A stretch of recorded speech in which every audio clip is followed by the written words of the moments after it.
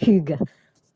Hygge is a Danish word and concept, really, or it is to me, Norwegian as well. There's a northern German word Hygge, which is very similar.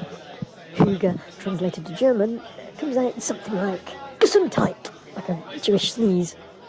Now, we are in Chamonix, in the French Alps, and you might be wondering, what's this Danish word got to do? Well, they do share a very similar flag of Denmark and the Savoy region of eastern France. The white cross on the red background, though slightly off-centred and stylish on the Danish version. But is Chamonix possibly the most Hygge place in the world? A bold claim, I know. How does Hygge translate into English? Deep L, the best of online translators, gives you intimacy in French. But in English, cosy, perhaps. I find it hard to believe that those early Danish in Britain didn't try and pass off their Viking activities as a hug. I think hug must have come from Hygge. But it's like a hug without arms, and a hug that you're never going to want to reject.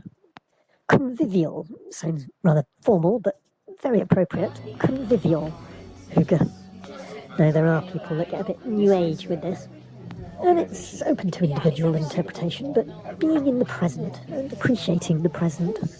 Oh, please, get away from birthdays and Christmases. I would say present as in mindfulness, but to me mindfulness is so often mindlessness. But Hygge is about disconnecting, and it is about wellness, and embracing the seasons, simple pleasures, and comfort. Contentedness is one of my words I'm very suspicious about, but yes, Hygge is about togetherness and atmosphere. Oh, there are so many different types of atmosphere, of course, but it's about Hygge. It's about letting yourself feel loved and part of something. But is there less and less place for it in this modern world? A naked flame is totally essential to a Hygge atmosphere, and it gets legislated out. Do you live in a smokeless zone city? You probably do, but you just don't know about it because you've got the gas or electric-fired central heating, which I'm not knocking because it does help for the warmth that you need for You know how when you walk into a place with low ceiling, the antithesis of the Palace of Versailles, perhaps the textures of the beams, or when you go out into the street and there's Christmas lights at quite a low level all the way across the street, or those umbrellas that you get down certain streets in hot Mediterranean towns in the summer that help to shade. They do create a more intimate atmosphere. It's a little more Hygge. I know by now you might be getting fed up with the word, but try saying Hygge a few times yourself, perhaps to a loved one, and say it in a Hygge way. See where it gets you. Say it too many times like me and you'll get an expression of exasperation. And what are you talking about? Swedish candles, I've noticed they're called recently. It's like a log and like a star-shaped axe chainsaw cuts inside and some kindling, and you set light to this log from the inside, basically.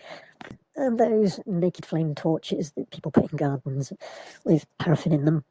And even in modern cities, there's the flickering piece of fabric with an orange light on it that blows around like those advertising inflatable people with the wavy arms. There's naked flames all over Danish cities, outside every restaurant, and a fair few in Chamonix. Candles and scent are very conducive to the hunger. The dark brings everything closer to the veil of the night. The sounds and smells of an open fireplace. Walls, perhaps ceiling painted darker colours so that it brings the walls closer to you. Low light, dimmer switch. Comfort food.